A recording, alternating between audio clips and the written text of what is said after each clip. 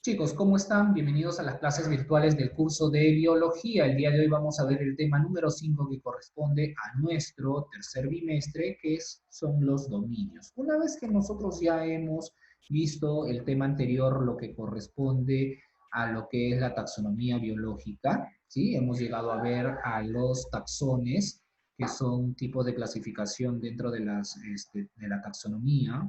Hemos llegado a ver al padre de la taxonomía, Carl Linneo. Llegamos a ver la nomenclatura biominal, ¿no? En la cual Carl Linneo ideó ese tipo de nomenclatura que estaba constituido por un género y una especie. De esta manera se iba a conocer a los seres vivos de forma universal, ¿no? Con ese tipo de nomenclatura biominal, o también llamada nomenclatura binaria.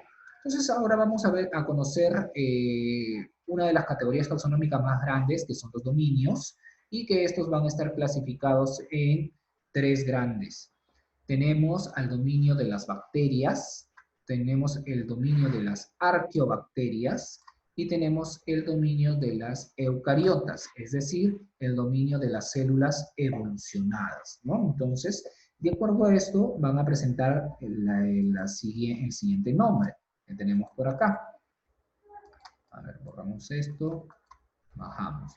Entonces, vamos a tener que en la actualidad se van a distinguir tres dominios, que ya le hemos mencionado, que es el dominio Archaea, que es de las arqueobacterias.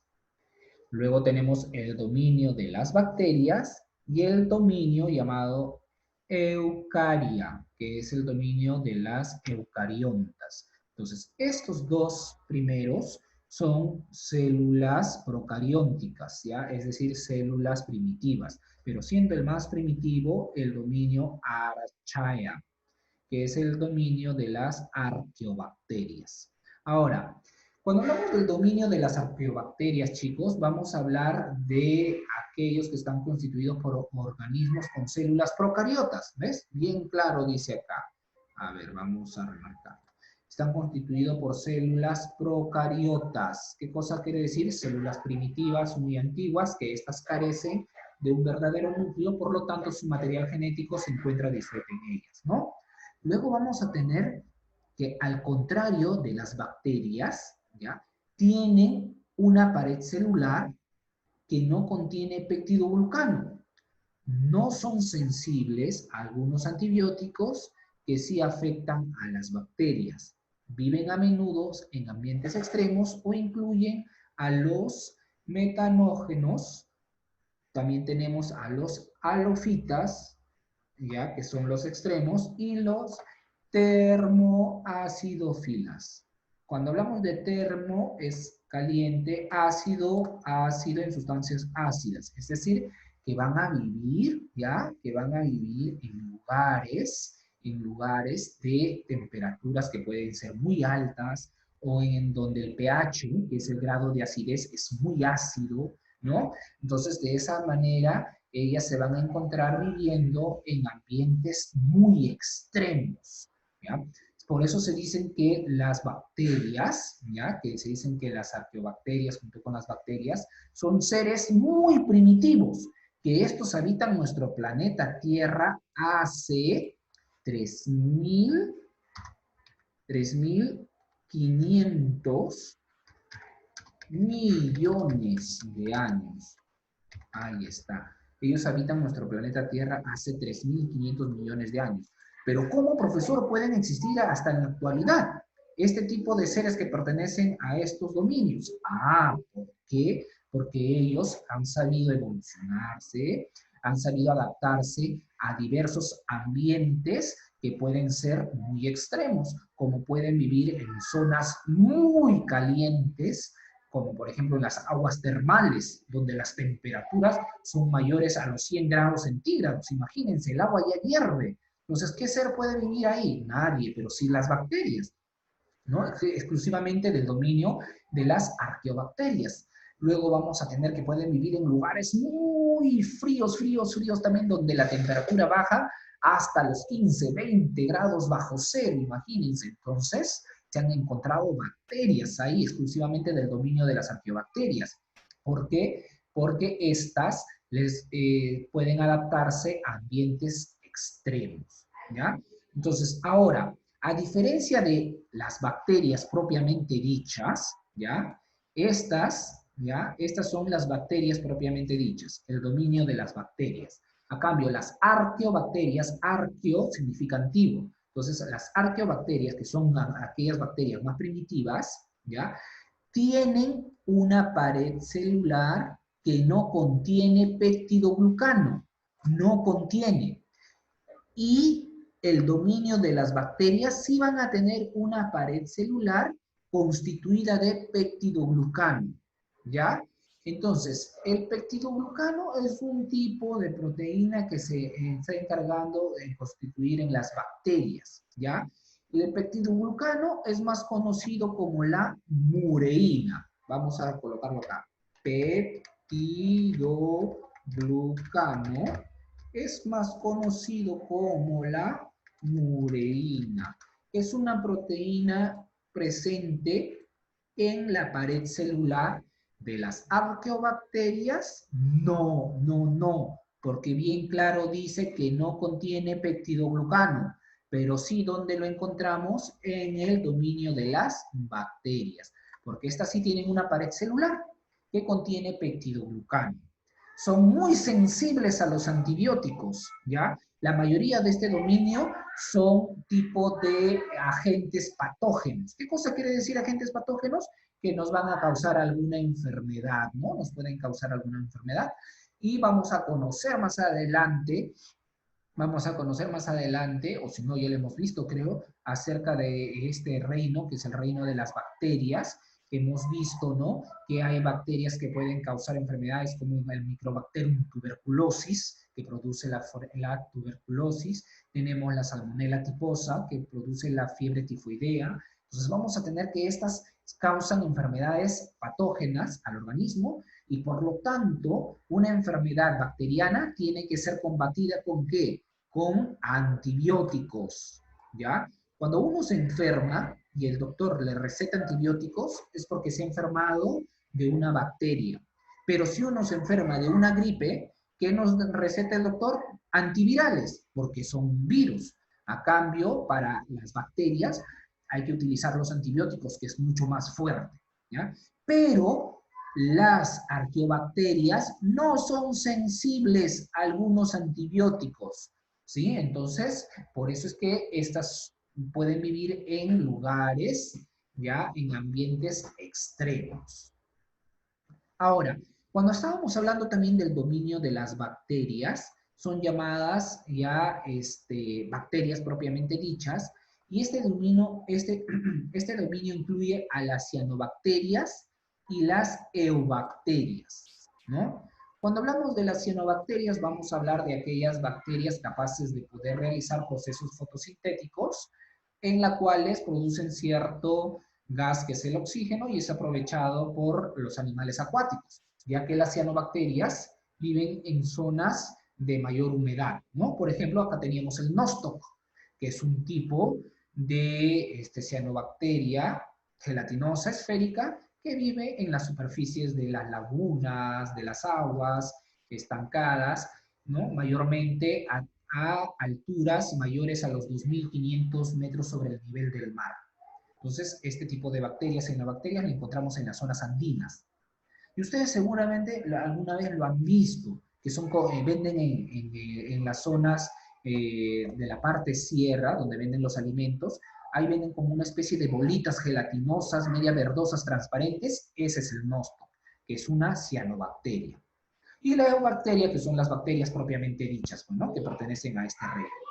Luego vamos a tener, dejando de lado de las células que no tienen núcleo, de las células procarióticas, vamos a tener a este dominio, que es el dominio de las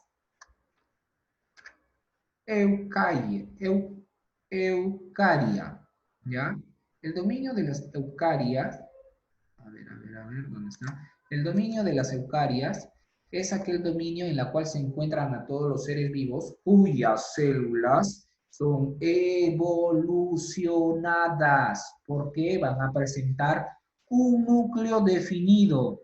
Y este núcleo definido, ¿qué va a encerrar? El material genético. Luego, a este dominio encontramos ¿a quién? A los protozoarios, ¿ya?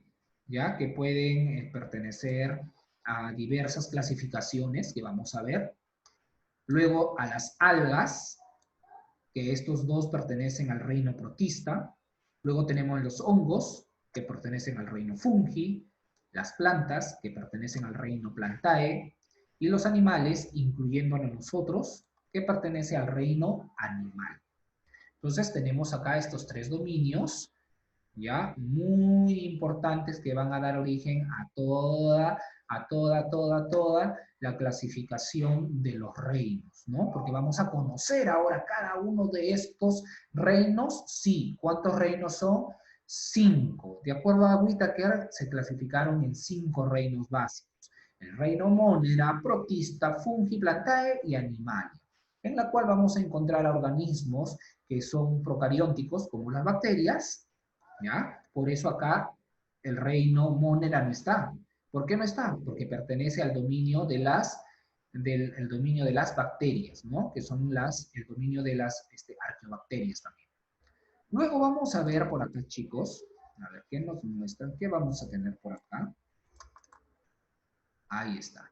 Tenemos el dominio, ¿ya? Que es el dominio eucariota, que es el dominio eucaria, ¿ya? Este dominio eucaria está constituido por los protistas que pertenecen al reino protista, por el reino fungi, plantae y animalia, ¿no? Ya mencionado hace un momento. Ahora, pero ¿cómo fueron clasificando los seres vivos en los reinos biológicos? Acá vamos a conocer un poquito de la historia del origen de estos reinos. Pero acá también falta ¿quién? Falta el reino Monera, ¿sí? Entonces tenemos el reino Monera, o Monera, algunos le dicen así, Monera.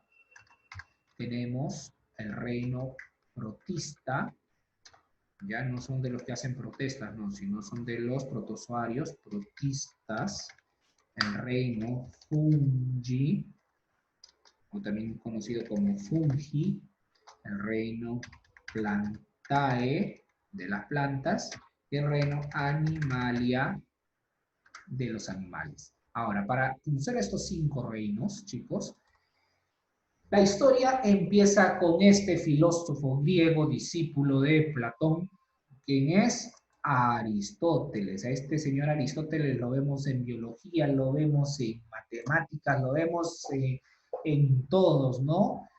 Entonces, este señor Aristóteles, este filósofo griego que vivió en los años 600 antes de Cristo, ¿ya? Antes de Cristo, él reunió y agrupó a los seres vivos, porque en ese tiempo los filósofos, en su afán de poder conocer, ¿ya? Todos los fenómenos que rodeaban a nuestro medio en el cual ellos vivían, porque ellos no tenían el internet y entraban a googlear y descubrían algo, ¿no? Entonces ellos se imaginaban, pensaban, ¿por qué ocurría todos esos fenómenos en la naturaleza? Entonces, de acuerdo a sus observaciones, Aristóteles clasificó a todos los seres vivos que él pudo ver en 2 grandes reinos, que es los animales y las plantas, ¿no? Entonces, dada la ambigüedad de algunos organismos unicelulares, es decir, de algunos organismos que Aristóteles agrupó dentro de los animales, Ernest Haeckel, ¿ya? En el siglo XVI, es decir, estamos hablando, ya, estoy hablando en el siglo XVI, disculpen, que es el siglo XIX, ¿ya? Estamos hablando de ya más o menos del año 1800 para arriba, ¿ya? Creó el tercer reino. Ernest Haeckel, ¿ya? Ernest Haeckel fue un vendedor, ¿ya? Este señor, Ernest Haeckel, fue un vendedor y ya para ese tiempo se había creado el microscopio, ¿ya? Entonces, Robert Hooke, al poder observar la primera célula en una lámina de corcho, ya comenzaron los microscopios a modificarlos y a poder aumentar su lente de visión. Entonces este vendedor tenía dentro de sus carretas, tenía microscopios que él se dedicaba a vender. Pero entonces un día, en un charco de agua, se le ocurrió tomar una muestra y poder observar al microscopio. Y pudo ver aquellos microorganismos que se movían. Se asombró muchísimo. Y a esos organismos los llamó animáculos. Entonces, esos animáculos, ya, él los clasificó en un tercer reino, que era el reino de los protistas. Entonces, en este reino de los protistas van a estar incluidos estos seres microscópicos que vivían en el agua. Entonces, para ese tiempo, Ernest Haeckel tenía un conocimiento vago de la cantidad de protistas que nosotros conocemos en la actualidad. Entonces, ahora, para incluir aquellos organismos unicelulares con aspectos intermedios entre las plantas y los animales, se creó este reino. Porque los protistas, se decía Haeckel, ahora, ¿en dónde lo voy a colocar? ¿Será un animal o será una planta? Lo que yo acabo de ver. Entonces, Haeckel dijo, no es ni un animal, no es ninguna planta de estos animáculos. Entonces van a pertenecer a un reino llamado protista. Luego vamos a tener que aparece el cuarto reino, que es el reino Mónera.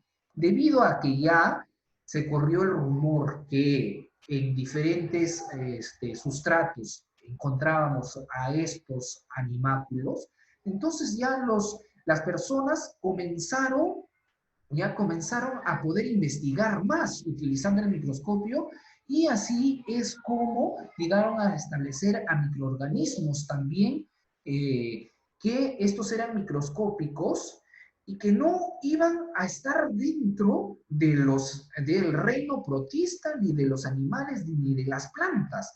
¡Wow! Decían, y ahora, ¿y estos seres que tienen una característica diferente? Que algunos tenían una característica parecida a algunas algas verdosas, que luego vamos a conocer las que eran llamadas las cianobacterias, ¿no? Como el nostoc.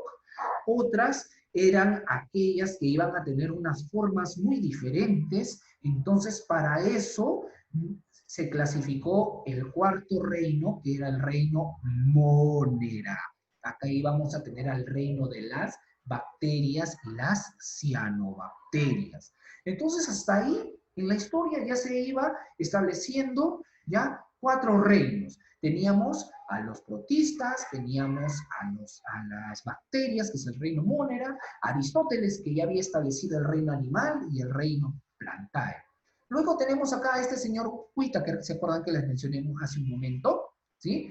Antes de pasar al señor Whittaker, tenemos que los organismos de los reinos animalia y plantae y protistas están formadas por células eucariontas. ¿Qué cosa quiere decir? Células que presentan un verdadero núcleo. Es decir, con un núcleo rodeado por una membrana y organelos celulares, que mantiene ¿quién? Al material genético. Luego este señor, ya, Ernest Whittaker, en el año 1969, separó a todos los hongos de las plantas. ¿Pero por qué hizo eso? Porque los hongos en un inicio se encontraban dentro del reino de las plantas. En su vaga información en esos tiempos, bueno, el filósofo Aristóteles, él dijo, estos seres que tienen esta forma, que tienen estas coloraciones pequeñas, las voy a llamar plantas.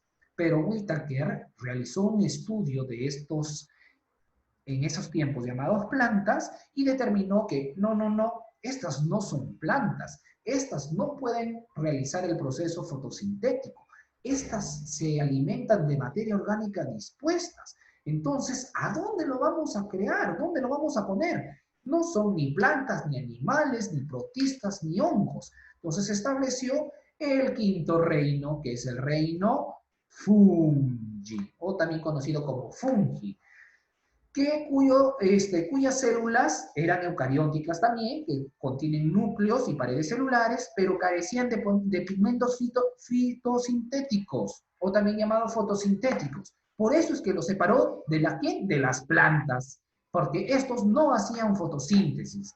Entonces, miren cómo ya a través de la historia se fue evolucionando el pensar, evolucionando las investigaciones para dar origen a los 5 reinos.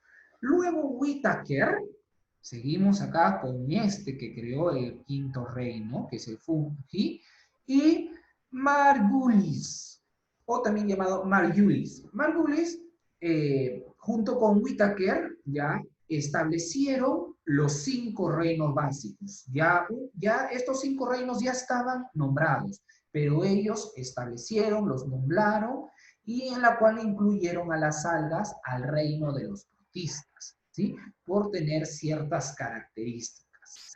Entonces, ahí ya se viene del reino protista, ¿ya? Entonces, de esa manera, ya los biólogos ya vamos a reconocer actualmente a los 5 reinos establecidos. Monera, protista, fungi, plantae, animalia. Entonces, ¿se han dado cuenta cómo ha ido evolucionando a través de la historia y de las investigaciones de estas personas para poder nosotros tener en la actualidad los 5 reinos conocidos? Luego de la historia, ¿ya? Luego de esta pequeña historia, vamos a tener por acá a Robert Whitaker, este señor de acá, ¿no? Entonces, su principal aporte a los estudios científicos fue la propuesta de la clasificación taxonómica de los seres vivos en los 5 reinos, ¿no? Por eso a él se le considera junto con ¿quién? Junto con Margulis o Margulis, ¿no? Entonces, de esa manera establecieron los 5 reinos ya biológicos.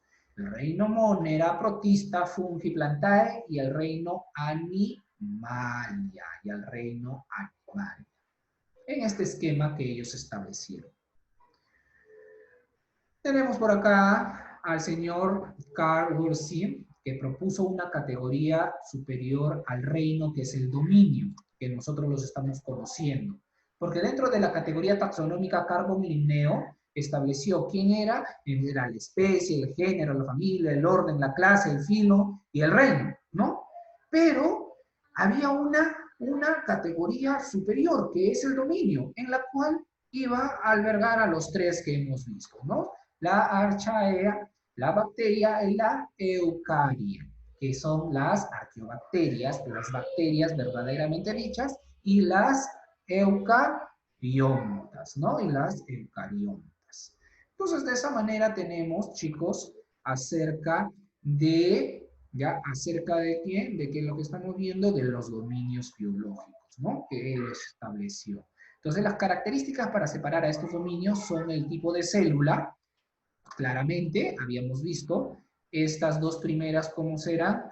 Células procarióticas, y esta de acá, ¿cómo era? Célula eucarióticas, ¿sí? Entonces, este señor, de acuerdo al tipo de células, pudo dividirlas en los 3 dominios, y también de acuerdo a la membrana celular, es decir, de acuerdo si tenían núcleo o no tenían núcleo. Entonces, los reinos biológicos en la actualidad tenemos el reino de las bacterias, que son que agrupa a estos dos, ¿ya? El reino de las bacterias, en la cual tenemos a las arqueobacterias y las bacterias verdaderas, dichas, al reino protista, el reino fungi, el reino plantae y el reino animalia. Entonces ahí tenemos en la actualidad que se distinguen los 5 reinos biológicos. Ahora, pero dirán, profesor, son 6. Claro, ¿por qué? Porque dentro del reino Moneras, ellos están dividiendo a las arqueobacterias y a las bacterias propiamente dichas, ¿no? Pero si nosotros buscamos muchas de las investigaciones, siempre nos van a botar la información de 5 reinos biológicos. Vamos a ver el reino de las arqueobacterias, ya, rápidamente, porque ahí estamos terminando. Cuando hablamos del reino de las arqueobacterias, ya, profesor. Este reino agrupaba ¿a quién? A los organismos más primitivos. A los organismos más primitivos, que todos son unicelulares y procarióticos. ¿Qué cosa quiere decir? Todos los seres que pertenecen al reino arqueobacteria tienen una sola célula y tienen una sola célula y esta es una célula procariótica que no tiene una membrana nuclear que forma el núcleo que encierra el material genético. Entonces, ahora, también vamos a tener chicos que ya consigue su alimento, ellos, descomponiendo la materia orgánica, es decir, pueden tener nutrición heterótrofa o saprófita, ¿ya? Es decir, la saprófita es aquella que se alimentan de materia orgánica muerta, ¿ya? O saprobiótica, ¿no? Que es aquella tipo de materia que se obtiene de la materia en descomposición. Luego tenemos en ciertos casos por medio de fotosíntesis, que son algunas que realizan nutrición autótrofa, como por ejemplo vamos a tener a el grupo de las cianobacterias, que vamos a conocer más adelante. Luego tenemos a las arqueobacterias, también se les llama bacterias extremófilas, porque pueden vivir en lugares donde otros organismos no sobreviven, ¿no? Como los mencioné hace un momento, pueden vivir en zonas termofílicas, hay bacterias termofílicas, bacterias que pueden vivir en zonas de temperaturas muy altas, como bacterias que pueden vivir en temperaturas muy bajas o en pHs muy ácidos, ¿no? Por ejemplo, nuestra flora bacteriana, nosotros tenemos bacterias en nuestro estómago. Imagínense cómo pueden soportar el pH de la acidez de nuestro estómago. Entonces se dan cuenta ahí cómo estas bacterias pueden sobrevivir en lugares muy extremos. Vamos a tener acá las características generales, son halófilas, es decir, también llamadas anobacterias, que son organismos heterótrofos, ¿ya? Es decir, son incapaces de poder fabricar su propio alimento, son también metagógenas, constituyen un grupo grande y diverso que habitan en ambientes privados de oxígeno, es decir, aquellas bacterias que no respiran, es decir, tienen respiración, a ver si me fue de la mente esto, por acá de repente me ayuda, tiene un tipo de respiración anaeróbica, ya me acordé, respiración anaeróbica sin presencia de oxígeno, en la cual algunas de estas, ya, en algunas de estas pueden producir ciertas sustancias, ya, por ejemplo, pueden vivir en lugares marinos de agua dulces, pantanos, suelos profundos. En el ser humano y en otros animales habitan normalmente en el rumen, en el aparato digestivo. Ahí está, mira, ve lo que te decía, ¿no? Nosotros tenemos nuestra flora bacteriana, en nuestra barriguita tenemos bacterias, por supuesto, ¿ya? Por ejemplo, en los rumiantes, como la vaquita, ya puede eliminar unos 50.000 litros de gas metano al día. Y este gas metano se produce ¿por qué? Por la digestión. Nosotros también nos llenamos de gases, y esos gases a veces por el aumento de las bacterias. Y sobre todo hay una bacteria que nos causa bastante gas y nos causa una enfermedad muy común y muy escuchada seguro por ustedes también, que es la gastritis, ¿no? El Pylorobacter, que es una bacteria presente dentro de nuestra flora intestinal. Pero si esta aumenta, nos puede causar algunos malestares. Tenemos también las termoacidófilas, es decir, viven en ambientes calientes y a veces en lugares ácidos, ¿ya? A la vez, termoacidofílicas, es decir, viven en ambientes juntos. O también se pueden separar en termófilas y termoácidas, que es lo mismo. La importancia de las arqueobacterias. ¿Por qué son importantes las arqueobacterias metanógenas? Se encuentran en lugares donde hay aguas estancadas y en putrefacción o en las plantas para el tratamiento de aguas negras. Entonces, las aguas residuales, las aguas de los desagües, son tratadas con este tipo de bacterias que se encargan de alimentarse de todos esos, de toda esa materia en descomposición. Son utilizadas, ¿ya?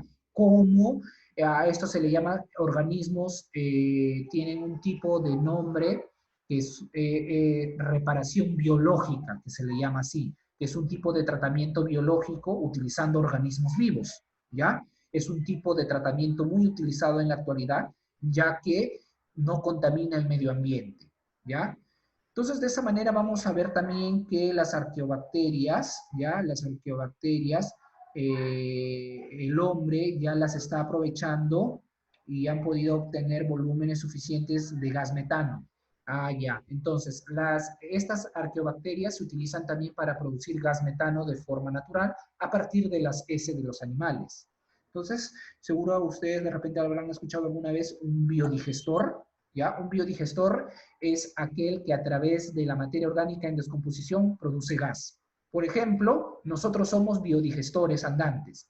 Imagínense, si yo como mi frijol el día de hoy, vas a ver más ratito cómo la digestión dentro de mi estómago produce gran cantidad de gas metano, ¿sí? Entonces, a eso se le llama biodigestor.